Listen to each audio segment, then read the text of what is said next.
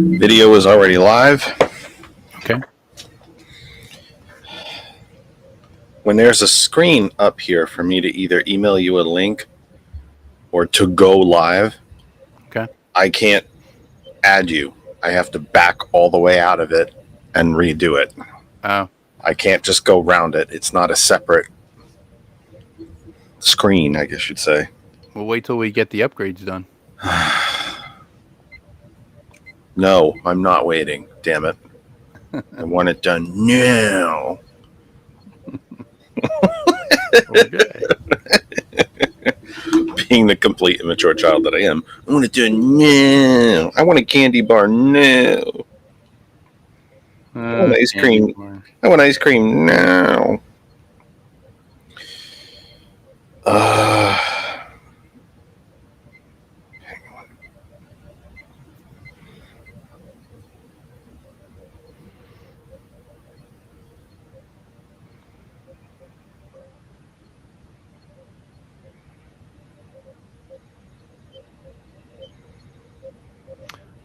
So yeah, the Kennedy effect was playing on the auto DJ, and every time I turned on, every time I went to GCPR Live, you were on there, and I was like, oh, that's cool.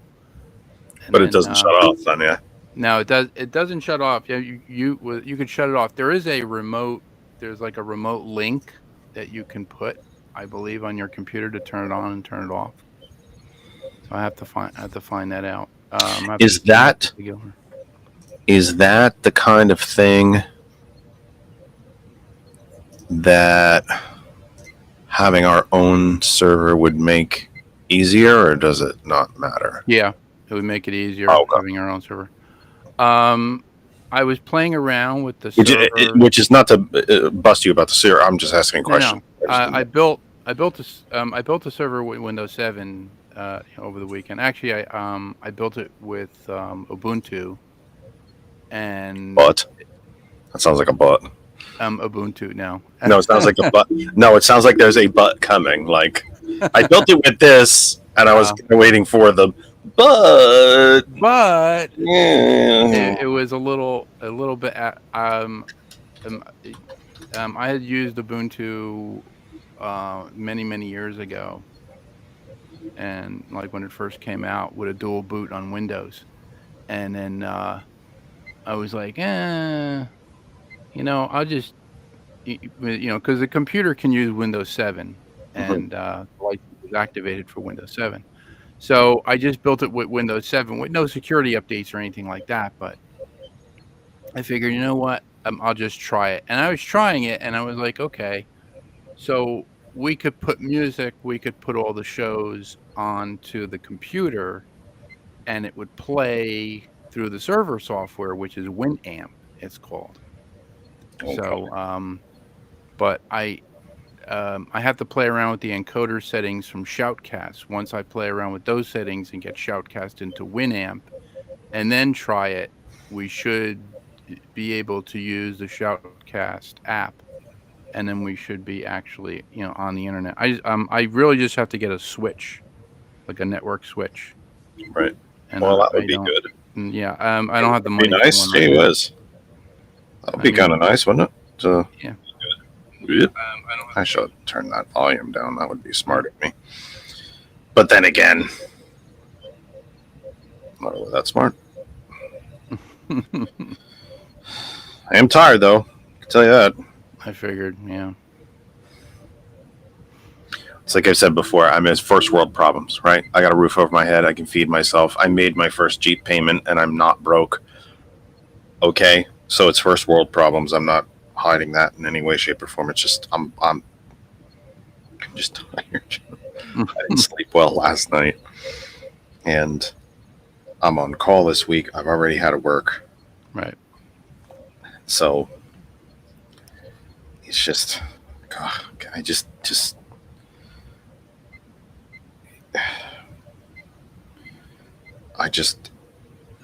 leave me alone. Just leave me alone. I just want to be left alone for. I don't have 2 minutes to. And now this is going to fight with me.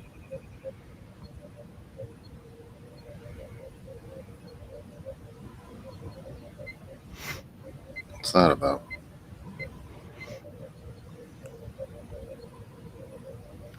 Yeah, so I downloaded the one show that I put onto the Auto DJ, the show that you did with, I believe, with Pastor Melanie. So that was a show that was playing, and 7:59. Well, that's good. I put it into Audacity, and I was able to convert it to an MP3. So I have to get some other shows and throw them in there and see if I can do that.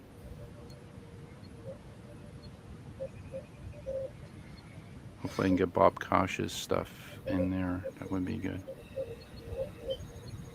Yeah, I don't know what's going on there.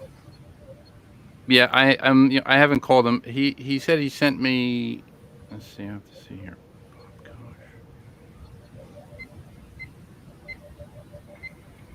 Being very. He sent me the sample show. Trying to be really careful about where I send this.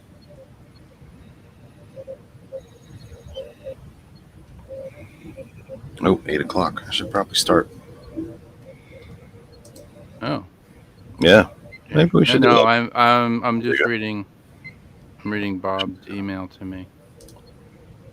This was in June. I'm so sorry. I haven't been.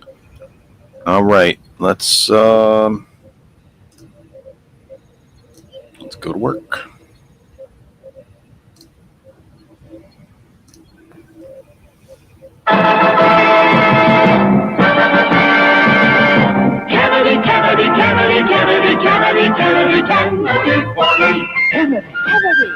Kennedy. Do you want a man for president who's seasoned through and through, but not so doggone seasoned that he won't try something new? A man who's old enough to know and young enough to do. Well, it's up to you, it's up to you. It's strictly up to you. But it's Kennedy for me. Kennedy.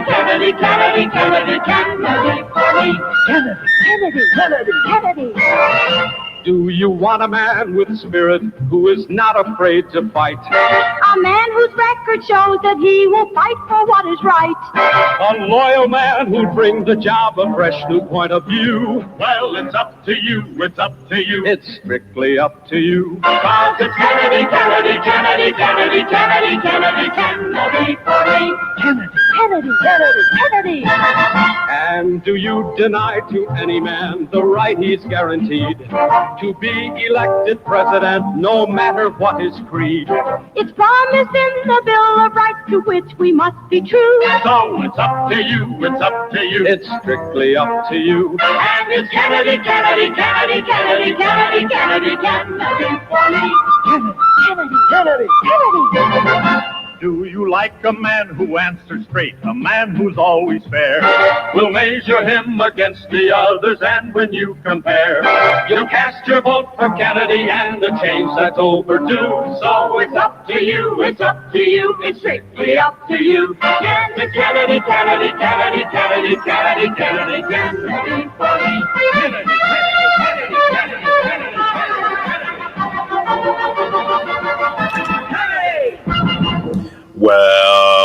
Welcome from my humble second bedroom here in the Saucon Valley, part of the Lehigh Valley, in the Commonwealth of Pennsylvania, part of these United States for now. Let's see what the future holds. Western, North American continent, Western Hemisphere, on this planet Earth, the only one we have. Third rock from the sun in the Terran solar system, part of the Milky Way galaxy.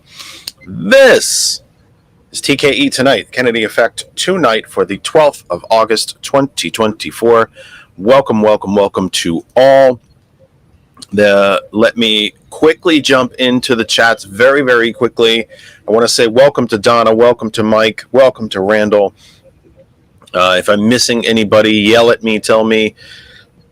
Donna, quick question from Donna. Did we enjoy Music Fest? We did this year, actually.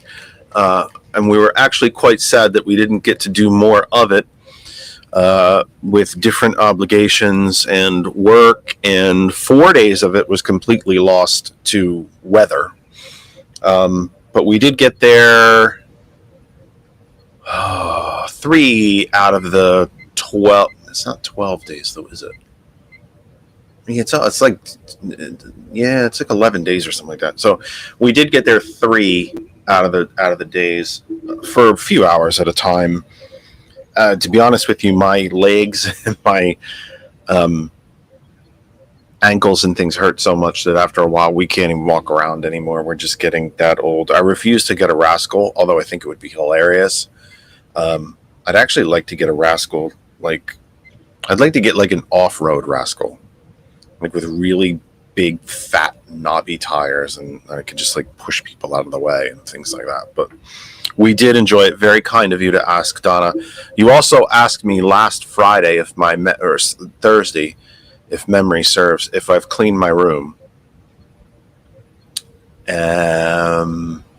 Moving on to tonight's show. Let me just say, look at that wry smile.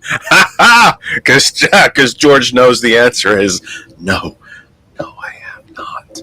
However, I will have it done by the time I shouldn't say done. I will have it in a much better state than it is now by the time George comes here on Saturday to do various technical updates. Let's get to the business end of the program, shall we? We are live right now on my Facebook page, and I am out of Facebook jail again. Being the repeat offender that I am, my own personal recidivism rate is dreadful. Gosh, no one should ever run for district attorney on my recidivism rate. In Facebook jail. Anyway, I assume if there's a Facebook jail, there's probably Facebook sheriffs somewhere. But that said, we have shared the program to 63 different places tonight. Not enough to draw the ire of the automated AI Facebook Terminator Matrix machinery. So we have been able to do that. We are live right now on my personal Facebook, Jeff Kennedy. Also, our home group Facebook page. Wow, we actually made it to our own home group page, which is called That Other Side of Information. We are live right now on our YouTube channel, which is also called That Other Side of Information. We are live on my Twitch channel, Jeff R. Kennedy. We are live on my LinkedIn, Jeff Kennedy. And I think that about covers it. Oh, well, that's the video portion of the program. Of course, our audio is live on gcpr.live,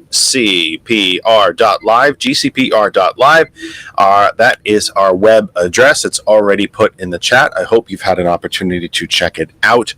If you haven't, what the heck are you waiting for? gcpr.live, Ghost Claw Productions Radio. They're all separate words, Ghost Claw Productions Radio.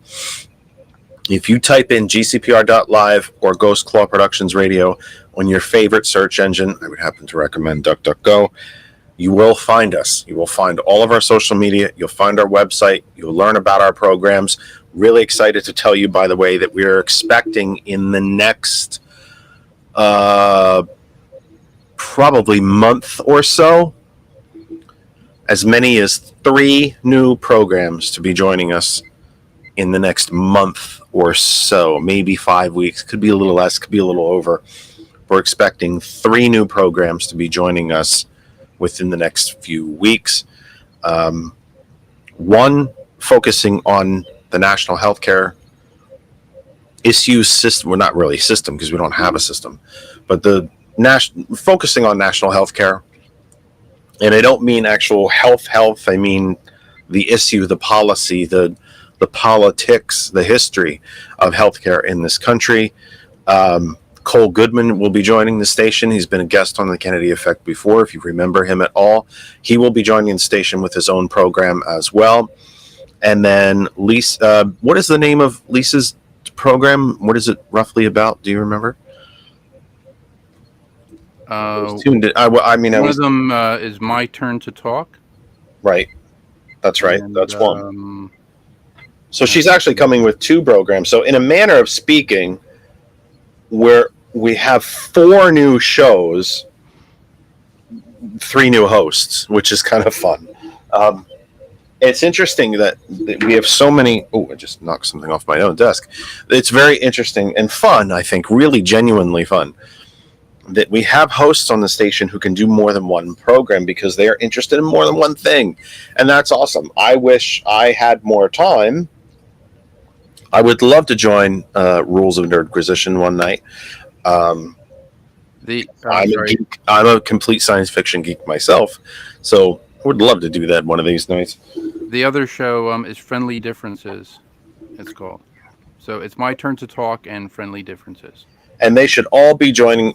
All 4 of those programs should be joining us within the next, I would say, 3 to 5 weeks, roughly, right around that month area. It could be a little before, it could be a little after. But I think the important part of what I'm trying to get at, very long-windedly as usual, is that we are growing. GCPR is growing, and we are not going anywhere. And part of the reason that we are growing is because of you, folks who are listening to us at all hours of the day and night.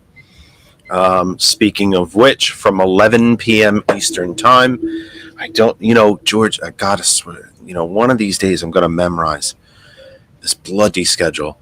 Coming up immediately after us on GCPR.live, Cold Dead Hands with Brett and Ben. And from 11 p.m., Conversations with T. Nathan. And of course, the GCPR broadcast day starts tomorrow morning and every weekday, with Thomas and the Sound of Coffee. Thomas himself was actually battling COVID at the moment. And I say that with a giggle only because I know he's going to be fine.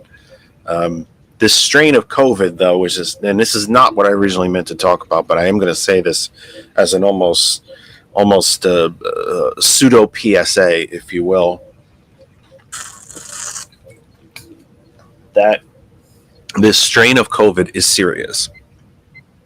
Serious in that it is much, much less bodily serious, if that makes sense. It doesn't. The percentage of folks who are dying from COVID is dramatically lower. The number of people getting this strain, and I don't know how this happened, but it's called the flirt strain, FLIRT, flirt, like flirt with a pretty lady, or if you're a pretty lady, flirt with a handsome guy, or if you're a pretty lady, flirt with a pretty lady. That said, it's called the flirt strain, or variant, if you will. It is much more contagious and much more prolific in its spread. The effects on the body, however, are much less, especially if you've been vaccinated, and you can still get vaccinated, for goodness sake. It's never too late. And the death rate from it is significantly lower than I guess I'd say the original COVID, but that sounds kind of strange. That's not exactly what I meant, but I don't have another. I don't have another word for it, really. But anyway, Donna is 100% correct. Yet again, she's correct a lot. If I cleaned my room, I wouldn't knock stuff off my desk. You're right, I wouldn't. But then I also wouldn't have things here that I could play with and use the extra energy of my hands and fingers and keep myself occupied while I'm keeping myself occupied. Just the way the brain works. Sometimes I just have to have something, the way you play with a pen or something, I tend to do that. But let's get to some of the stories of the day. Phone line is open, apparently. I didn't think I even knew that, but it is open. 267-227-9189. It's right over my left shoulder, or for you on the right side of the screen. 267-227-9189. Something you might have noticed that there's another phone number over my shoulder, just really quickly, because I haven't talked about it in a very, very long time. This number right here, this second phone number that's listed right here. I know that this is a little hard to read. I wish I had a bigger If I knew how to print this bigger, I would do it, and I'll figure it out eventually at some point. Because all of our social media is right here, our call-in line, and then there's this number right here. What I should do is turn it to landscape and print even bigger. You'd be able to read it. But this number, if you can read it right here, 202-224-3121. You might be saying to yourselves, what is that? That is the general phone number of the congressional switchboard. What does that mean? It's like calling the operator of the phone system on Capitol Hill. When someone answers, and they will, you will get a live human being. That's my understanding, that you still get a live human being. I don't think they've computerized that yet. I think you still get a person. You give them your zip code. If you don't already know who your House member is or who your senators are, you can give them your zip code and they will connect you with your congressional office. You can also ask for other people. You can ask for Senate leadership and House leadership and things like that. Certain chairs of certain committees and so on. Even though if you're not in their, I almost said jurisdiction, that's not the right word. If you're not a direct constituent of them, that you're not in their district, you can still call, you can call any member of Congress. It means more to them when you are one of their constituents. But you can call any member of Congress. And I take you back to 2017, the spring and summer of 2017, first few months of the Trump regime following the 2016 election. In addition to an $8+ trillion tax cut for the top 1% and the largest corporations, the other big priority of the Republicans at that time, and they had complete control of government. They had the White House, both houses of Congress, and we know that they own the Supreme Corporation, is they wanted to repeal, eliminate the Affordable Care Act, Obamacare. And they had majorities to do it. And they had a man sitting in the president's chair who was willing to sign it. And it was your phone calls, your letters, your emails, your canvassing, your petitions, your demonstrations, all of it stopped them from doing it. You might remember the famous video of John McCain, who was the tie-breaking vote in the Senate. Whichever way he voted would have been the result. If he had voted yes, it would have been the end of the ACA. He voted no and saved it. Not necessarily even because he believed in it, he said later, but because he thought it was bad policy. And the constituents of Arizona told him they did not want it done. So never give up hope that your calls are meaningless. They are not. You should always call. When you're really, really exercised about something, call. When you want to express your opinion, call. You can call the Congressional Switchboard, 202-224-3121, 202-224-3121. Ask for your member of the House of Representatives, ask for your senators, and speak to them. And then please keep in mind an extra little piece of nugget of knowledge here. When you do speak to a congressional staffer in your representative's office, be nice. Be quick, get straight to the point, and be very polite. Most of the folks that answer those phones are unpaid interns. And they are not deserving of any extra abuse or sarcasm or anything of the sort. Just speak to them politely, firmly. Let them know where you stand. Be quick about it. Try to keep it a minute or less. Thank them and be on your way. But every single one of those calls is recorded. And I don't necessarily mean voice recording, but what you have to say is recorded, where you've called from, what you're expressing an opinion, all of that is recorded and kept on file. So, and that should not be a discouragement for you to call. It should be an encouragement for you to call. Go on the record. Tell them how you feel. Let's get to a few of the stories that made news to me today. Quickly, I will get to Randall. I've had many high school and college friends get COVID in the last few weeks, and we're all over 65. We've all been vaccinated. Some are or have had a hard time with it. Well, we all react differently. All of our body chemistries are different. But I can tell you that even your friends, I think Randall's beyond smart enough to understand this. I don't think I'm breaking any news here, especially with Randall.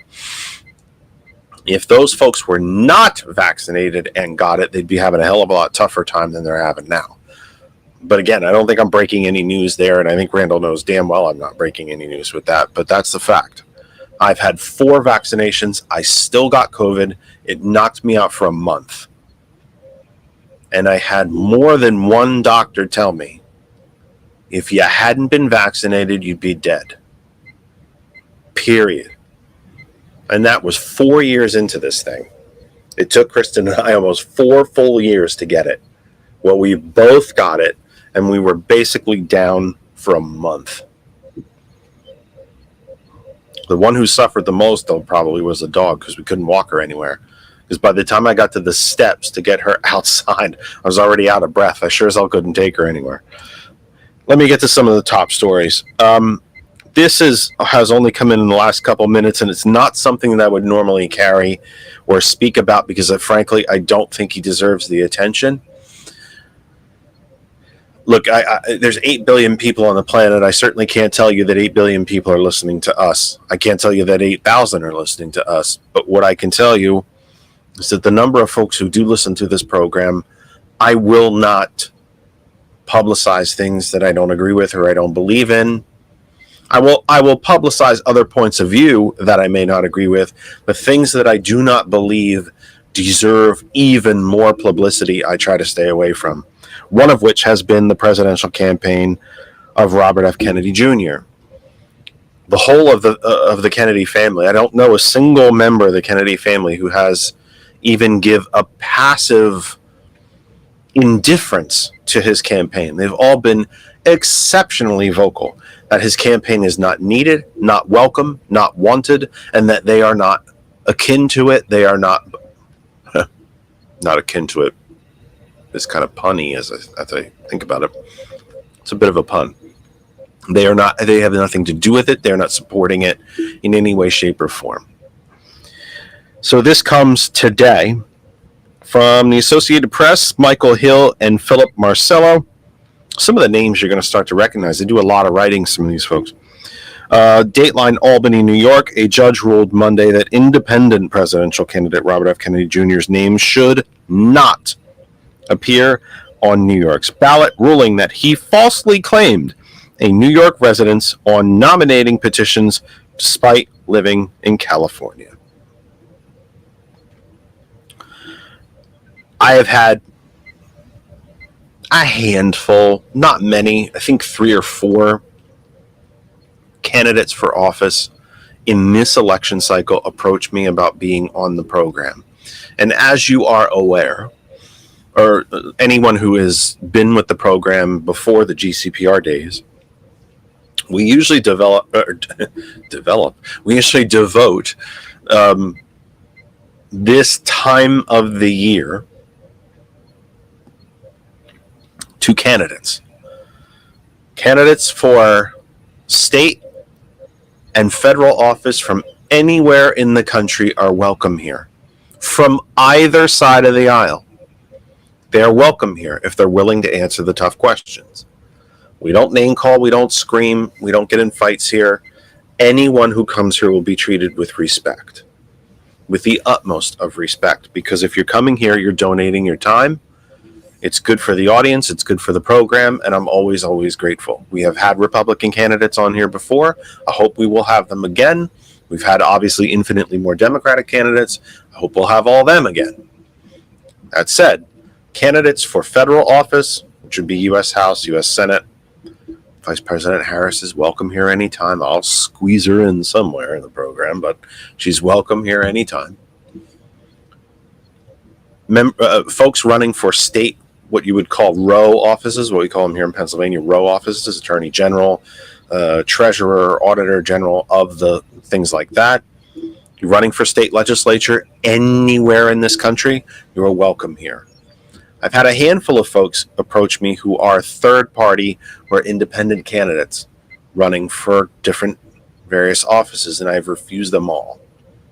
Why would I do such a thing? Because this is not the year to F around. You have heard me on this program repeatedly say, will November 5th be the end of yet another election cycle? Will it just be another one in a series, or will it be the last one? This is not the time to F around. And there are thousands, if not hundreds of thousands, of Republicans across this country. I would dare to say, I hope, into the millions. I doubt it's that many. I hope it is. Who have come to the realization that even though perhaps, I happen to think that most Republicans agree with Democrats on more policy issues than they like to admit, or that they know because they haven't done their research. But even Republicans who have nothing in common, policy-wise, you've heard Adam Kinzinger say this, Liz Cheney, Charlie Dent. You've heard quite a number. Rick Wilson is one. The former Lieutenant Governor of Georgia, whose name is escaping me at the moment, unfortunately. There's a number of...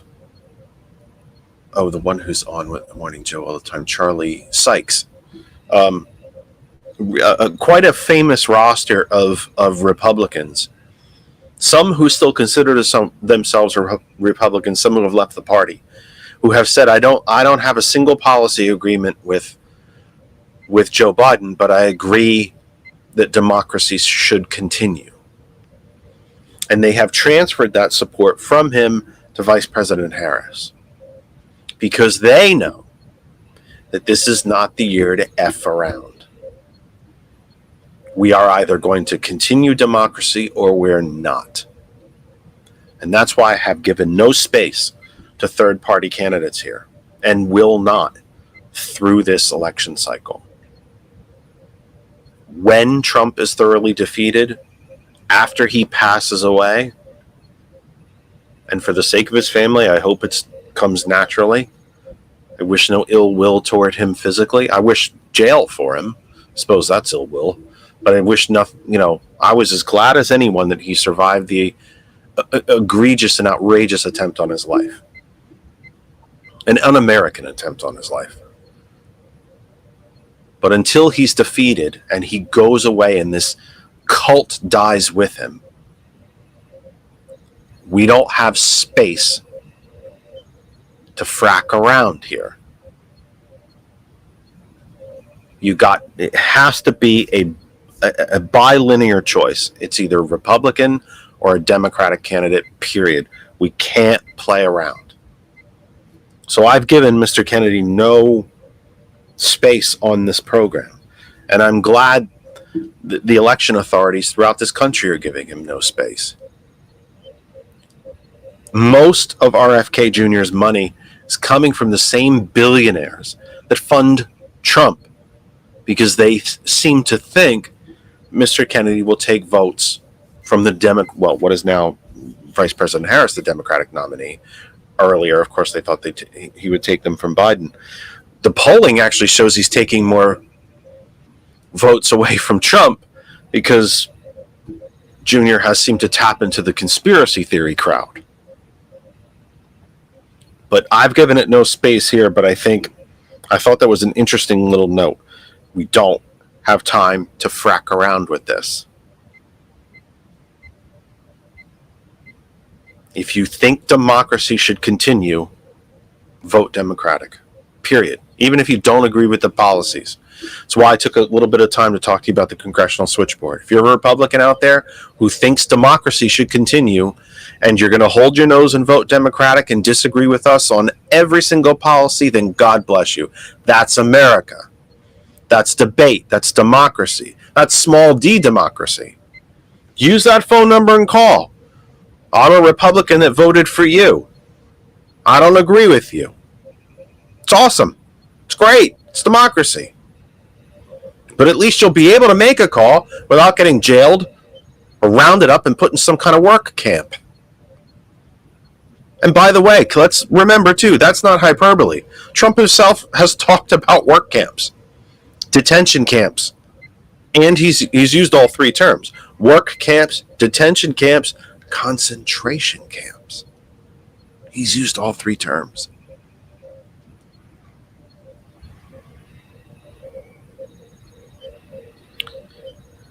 Dateline Washington, Darlene Superville writes, Trump falsely claims a crowd photo from Harris's campaign rally in Detroit was created using AI. Story's kind of right in the headline, but let's do the first paragraph anyway. Republican presidential nominee Donald Trump has been spreading false claims that an image of thousands of people waiting at Detroit's airport as Democratic candidate Vice President Kamala Harris arrived for a campaign rally was fabricated with the help of artificial intelligence. Reporters, photographers, and video journalists representing the Associated Press and other news organizations who traveled with Vice President Harris or were on the airport tarmac documented the crowd size last Wednesday as she arrived on Air Force Two. Harris' campaign also denied the photo in question was manipulated and posted about it on social media. When you have nothing to run on, when you have no record to run on, Trump has a record. He's a criminal record. When you have no political record of achievement to run on, to show people, to hold up and talk about and be proud of, you try to bullshit people. You lie. If Trump's breathing, he's probably lying.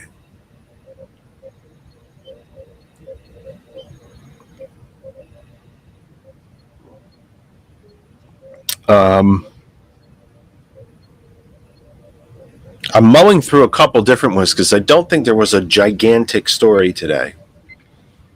So I'm going through a few. Dateline Denver. Article by Colleen Slevin of the Associated Press. Former Colorado clerk Tina Peters, hero to election deniers, convicted in election computer breach. Trump just surrounds himself with only the finest people, doesn't he? Only the finest.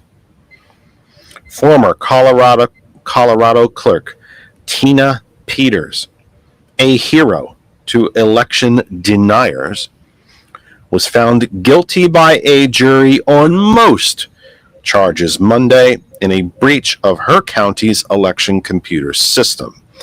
Peters was accused of using someone else's security badge to give an expert affiliated with MyPillow chief executive Mike Lindell access to the Mesa County election system. Prosecutors said she was seeking fame and became, quote-unquote, fixated on voting problems after becoming involved with those who had questioned the accuracy of the 2020 presidential election results. I swear, sometimes when I read, I find it hard to believe myself that I once did on-air television news. But then again, I was reading a teleprompter. It was a little easier. But my reading sometimes is pretty awful. Just saying that one out there. 8:33. We have about 25-ish minutes left of the program. This is GCPR Live. Ghost Claw Productions Radio Live, TKE tonight. The Kennedy Effect tonight for the 12th of August, 2024. Great to be back with you again, starting off a brand new broadcast week. We will be here the remainder of the week, till Thursday, up until Thursday from 8 p.m. Eastern Time. Cold Dead Hands with Brett and Ben follows us immediately, following us on gcpr.live and all of the GCPR social media. We are live right now on Facebook. We've shared the program to 63, 65, something like that, because I think Randall did some sharing. 65 different places. I didn't get stopped, so I guess if I'm really careful about how many places I go to, I may not get stopped. That said, we're live on my personal Facebook, Jeff Kennedy. We're live on the home group Facebook page for all things surrounding this program, That Other Side of Information. We are live on our YouTube channel right now, That Other Side of Information. By the way, the YouTube channel, the absolute best place to catch up on our programs. If you miss any of our programs, if I said something and you missed it and you thought, wait, did he really say what I think he just said? YouTube is the best place to go back and find it. YouTube.com/That Other Side of Information. We're live on Twitch right now. Jeff R. Kennedy. Go to twitch.com, search Jeff R. Kennedy. You'll find us. We are live there right now. And my LinkedIn, Jeff Kennedy, as well. You can find us on all those places on social media. One nicer story that I want to throw in really quick before I get back to kind of two of the bigger stories that I posted on Facebook earlier. Dateline Cape Canaveral, easy for me to say tonight. Wow, I don't know what's going on. Dateline Cape Canaveral, Florida. Article by Marcia Dunn of the Associated Press. New Mars study suggests an ocean's worth of water may be hiding beneath the red, dusty surface. There is a very valid, not yet completely proven, very valid theory. You may have heard of it. It's got a, if you're a teenager, you'll giggle at the name. It's a theory called panspermia. That a very large meteor, comet, perhaps even a smaller celestial body, like a small moon, hit Mars, which very well may have destroyed life there. But it also threw a tremendous amount of debris all the way out of the gravitational pull of Mars, for the reason why Mars doesn't have rings. The current idea as to why Mars lost its atmosphere. It is pretty well accepted now that Mars was a wet, green, Earth-like planet. Mars is also smaller. It's only about 2/3 the size of the Earth. Earth has a magnetic field because the molten iron core is, molten, and it spins and undulates and moves in waves, and the magnetic field that it creates from that motion protects Earth from radiation, from UV radiation, from when solar flares are cast off or these mass coronal ejections come off the sun. It protects us. It's why we see the northern lights. Mars core hardened and became solid. And because it no longer moved, the magnetic field died with it, and eventually the solar winds blew the atmosphere away. In addition to, in combination with perhaps impacts from comets, meteors, even perhaps smaller solar system bodies as the solar system was being created. Those rocks are then thrown up into space. They actually are thrown away from Mars with such force that they escape the gravitational pull. Some of those rocks found their way here. And the thought is that that's where we all came from. There is a very pretty well researched. It is not universally accepted as of yet, but it is a very valid and published, and I'd say about that far off the mainstream theory that we are the Martians, that everything that was there is now here because Earth was able to maintain its magnetic field. So the fact that this much water has been found on Mars kind of leads to the idea that, well, reinforces the idea of what we always believed anyway, that it was a green, full of life world. Oceans, forests, polar caps on both ends of ice, mountains, the whole deal. Mars may be drenched beneath its surface with enough water hiding in the cracks of underground rocks to form a global ocean. New research suggests. The findings released Monday are based on seismic measurements from NASA's Mars InSight lander, which detected more than 1,300 Mars quakes before shutting down 2 years ago. It shut down because the battery probably ran out and the solar panels were probably covered with dust and it couldn't recharge itself anymore, would be my guess.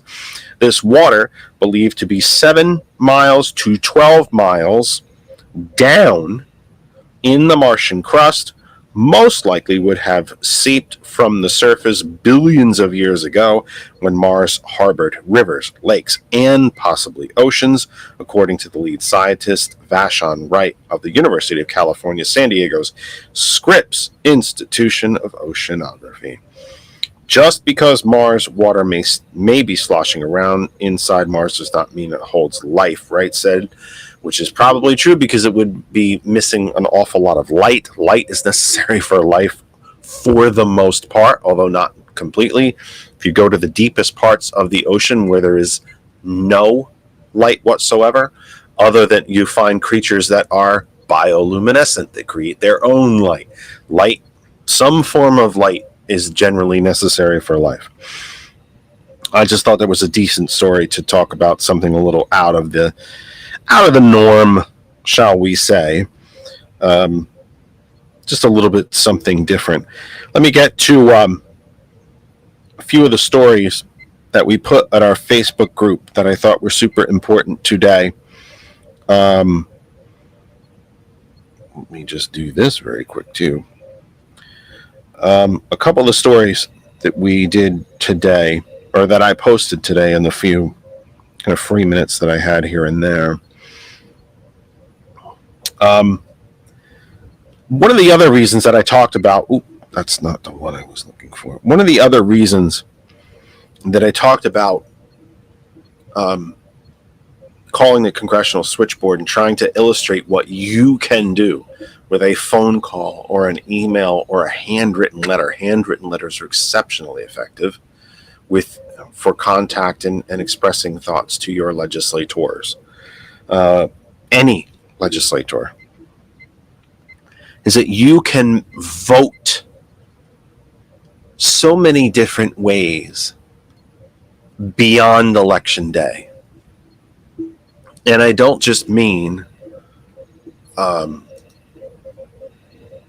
mail-in or absentee voting or even some of the experimentation that's being done with online voting. I mean, there are so many different ways to vote, to express an opinion, and to affect policy. And in this case, in the case of this article, affect the economy. Headline. This again from the Associated Press. Listen, it's a free app. I highly recommend it to all of you. It's exceptionally simple to use, and it is free. And as long as it stays that way, I will keep using it. I think you should too. It's a very quick way to catch up on things during the day. All of that said, Associated Press, Dateline Washington, in an article by Christopher Rugaber, Rugaber. I hope I'm saying that correct, Christopher. Headline: Americans' refusal to keep paying higher prices may be dealing a final blow to U.S. inflation spike. I have talked about on this program to you that I am no economist and I don't play one here on this program. I don't play one anywhere, let alone this program. There is a genuine textbook historical economic condition known as inflation. It is rising prices. We all know what inflation is. I don't think you need to be a rocket scientist to know that. And there is a genuine economic condition known as inflation. What we have seen in this country post-COVID is not inflation. Senator Casey, senior Democratic senator from Pennsylvania, likes to call it greedflation. It's cute, I guess. Kind of gets the point across. It's wealth extraction. It's not inflation. It's wealth extraction. It's the billionaire class deciding that what's theirs is theirs, tax cuts, and what's yours is theirs. This artificial inflation, rising prices to take what's yours. Wages went up since the pandemic. The middle class has actually grown a bit. Not enough. Not even a lot. But it's actually grown a little bit. The wealth gap between white and black is the smallest it's been. The wealth gap between men and women is the smallest it's been. And the billionaires have decided that's not your money. That's their money, and they want it. That's not inflation. That's wealth extraction. The great inflation spike of the past 3 years is nearly spent. And economists credit American consumers for helping slay it. Some of America's largest companies, from Amazon to Disney to Yum Brands, say their customers are increasingly seeking cheaper, alternative products and services, searching for bargains or just avoiding items they deem too expensive. Consumers aren't cutting back enough to cause an economic turndown.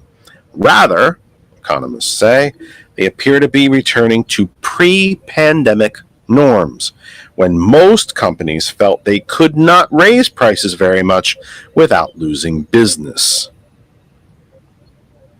You are voting with your wallet. This is not fundamentally different than boycotting something. I will not buy gas at Exxon. Ever since going all the way back to the Exxon Valdez. I will not buy gas at British Petroleum after the BP oil disaster in the Gulf of Mexico. Hobby Lobby, Chick-fil-A, Wendy's all have terrible records against the LGBTQ community. I will not go there.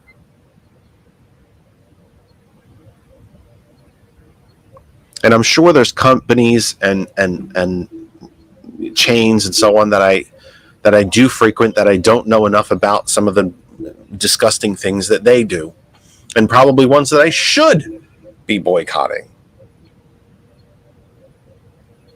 So you vote with your wallet. The same way that if you see a local plumber drive down Main Street with a giant Trump sticker on, you make note of who the plumber is. He's probably not the one you call when you need one. And that can work both ways. A carpenter driving down the street, Main Street, with his work van with a giant Harris sticker on it, and you don't believe in that either, it's probably not the carpenter you hire. We make these economic decisions all the time. Sometimes we make them just because, yeah, I tried that restaurant, I just didn't like it. I didn't think the food was that great, or I didn't think the service was that great. We make these economic decisions all the time. Kristen is notorious for using multiple grocery stores for getting all the groceries. Because, Aldi has the best this at the best price. Wegmans has the best this at the best price. And Giant. And Lidl. And I forget who else that we frequent occasionally. But, the one in Quakertown, I'm forgetting what it is now, but that's beside the point. She knows which store to go get the best things. And the savings actually outweigh the traveling to all the different places. Those are economic votes. These are economic decisions that we are making on an everyday basis. And that we, us, the American consumer, the corporations need us more than we need them. There's more of us. Yeah, we need corporations to employ people. It's how an economy runs. An economy runs on the constant flow and exchange of money. I work a job, I make a paycheck, I take that paycheck, I buy the things that I need. If there's anything left over, I buy the things that I want. And maybe even occasionally I get really nuts and I spend some money on pure recreation. A movie, dinner, an amusement park, a tour, a museum or a boat tour or something like that, or travel. I go to a restaurant, I spend my money there. That restaurant then takes that money. It employs other people. It buys supplies from various vendors. It pays rent for its space. That money then gets moved on. That's how an economy works. It's exactly why wealth inequality in an economy is deadly to that economy.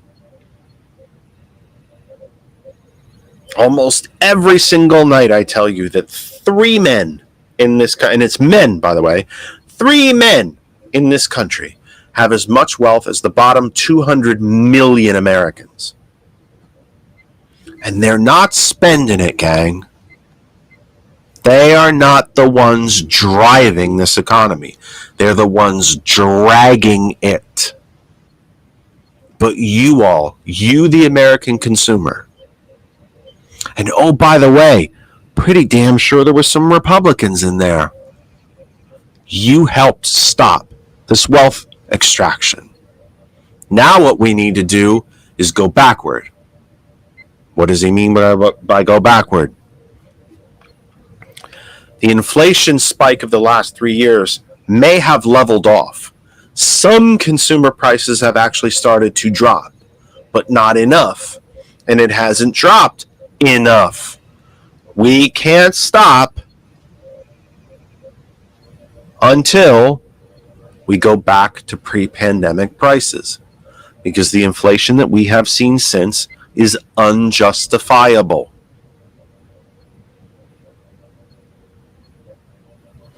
Keep voting with your wallet. You can, and you must. There's more of us.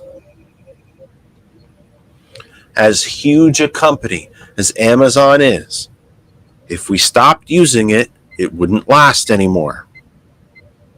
Or if enough of us stopped using it. You can make these votes with your wallet every single day.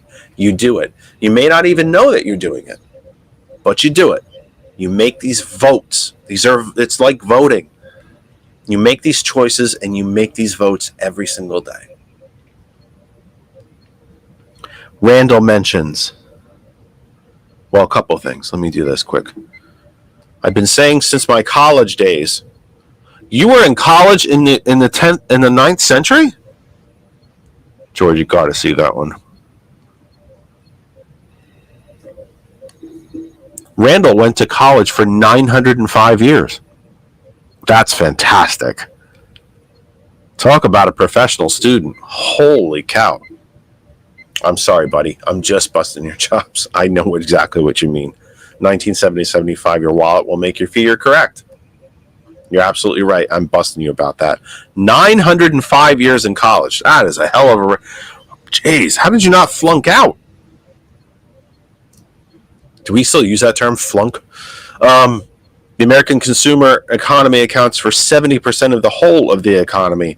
I'm surprised it's not higher, to be perfectly honest with you. Donna mentions she caught Randall's... That's funny. Sorry. Yeah, what you think? And guess what? That's not how you spell whoops, by the way, either. That's a double typo on you. That's 2 strikes. One more, and you're out of here. Really important. Great to see Gary Brown here. We've missed you, mate. Thanks for coming back. That would be all but one coffee shop in Lancaster. One of those W stores is a Trump supporter. W stores. I have a feeling I'm supposed to know who you're referring to. I think I might know. But listen, if every coffee shop in Lancaster's, if it's not on your economic agenda, then don't go there. Make coffee at home. Go to a Wawa. I think they have better coffee anyway. Most of the shops, they got better coffee anyway, and it's certainly less expensive. Or make your own. These are considered, thought out economic votes that we make every single day. Think about it. Most of us, electric cars are every single day becoming a larger and larger percentage of the American private fleet. That said, the overwhelming majority of us still need gas. We go down the main street, there's 5 gas stations on them. Where do we normally go? The cheapest one. It's a vote that you're making. It's an economic choice that you're making. If you're house shopping, you go see a house, even if you love it, it's in the neighborhood you want, it has the kitchen you want, heck, maybe it even has a pool in the backyard, it's right by the school, but you can't afford it. Or you think the price is just entirely too high and that the price is overinflated. You don't pay it. That's an economic choice that we make every day. We can continue to make these choices. We can continue to make these choices.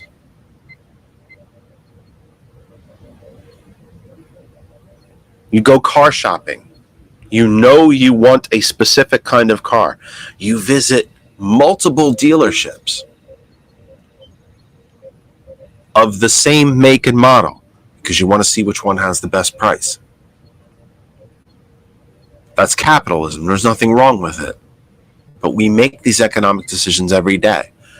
This article is focusing on the fact that the American consumer economy has told these corporations enough. Stop playing around with us. Stop trying to extract wealth from us, or we just won't buy your product anymore. Think about it after we sign off. These are decisions you can make. Who should you be boycotting? Who should you not be boycotting? And how can you stop this greedflation, this wealth extraction? We've got about a minute left or so before we have to sign off. There was one other big story I wanted to try to get to quick. A BBC story that I posted about how comparing the military records of Senator Vance, the Republican vice presidential nominee, and Governor Walz, and how Vance has been lying about that record of Governor Walz. A article from the BBC I also posted this morning explaining why Ukraine has launched a military offensive inside the Russian border. Something I should really go back and get to tomorrow. Something I wanted to talk about. From the very beginning of this war, President Zelensky has talked about, easy for me to say, has talked about making Russia have to hurt. Even if we think about World War II in the United States following Pearl Harbor, the United States was never attacked again after that.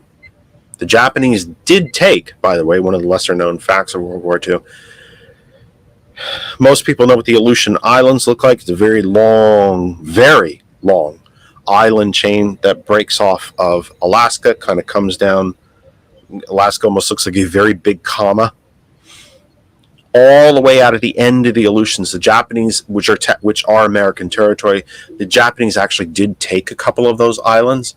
They were uninhabited and nothing more than rock, but they did take a couple of them. The United States has not lost territory in a war since the War of 1812. So we have not always felt the pain here. We had rationing, we had metal collection drives during World War II, but we haven't felt a military, but we weren't bombed during World War II. Zelensky, from the beginning, President Zelensky of Ukraine has said Russia needs to pay for this invasion. They need to feel this war as well. His invasion has done that. Hopefully we can somebody remind me tomorrow, and we'll get back to it a little later. That said, that's all we have time for tonight. For everybody at GCPR, GCPR.live, GhostCallProductionsRadio.live, Google us, DuckDuckGo, find us, find where to listen and follow. Cold Dead Hands with Ben and Brett comes up immediately following us. For everybody around the Kennedy Effect, Lynn, George, April Riddick, Kristen, Daisy the dog, and me, we've done all the damage we can do for one night. That's it for us. Cold Dead Hands. We will be back tomorrow night from 8 p.m. and probably Wednesday and Thursday as well. We will see you then. It's about all the damage we can do. Until then, please take care of yourselves and each other. Cold Dead Hands starts right now.